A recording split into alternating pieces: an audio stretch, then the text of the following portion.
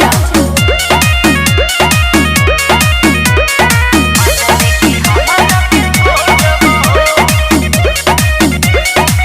अरे हमारा के जो नितड़ पावे रानी तोहरे फेरा में हम लागल बानी। अच्छा अहो कहे हो सुना हमारा के जो नितड़ पावे रानी तोहरे फेरा में हम लागल बानी।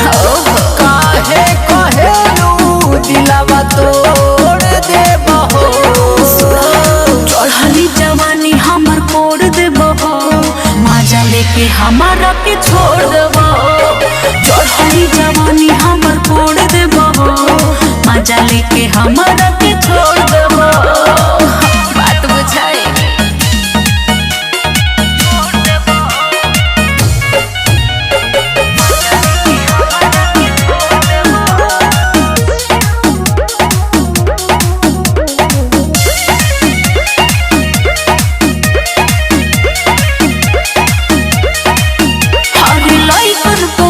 विश्वास नहीं होला प्यार तोरे खातिर बड़ा बनेलो सब होला।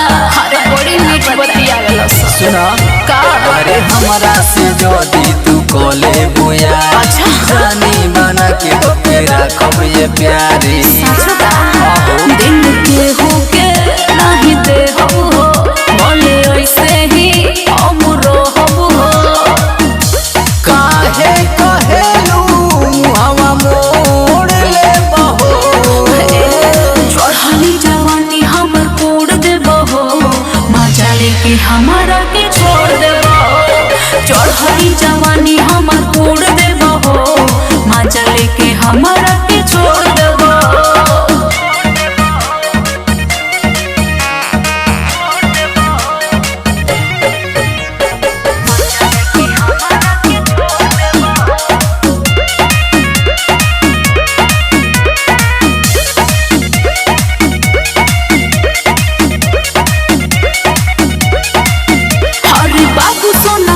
देबो दिल हो जाई बाद में जियोल मुश्किल हो खिलवाड़ नानो सुना अरे तोरा विश्वास हम करब ना धोखा ना ना एक बेर रानी तू दे दो ना मौका बोला भरमावना महकावना मीठ बतिया में खुशी लावना ना आई रिंकू रोहित से नाता जोड़ लो ना हो। चढ़ली जवानी हमर कोड़ देबो मजा लेके हमारा के छोड़ देबो।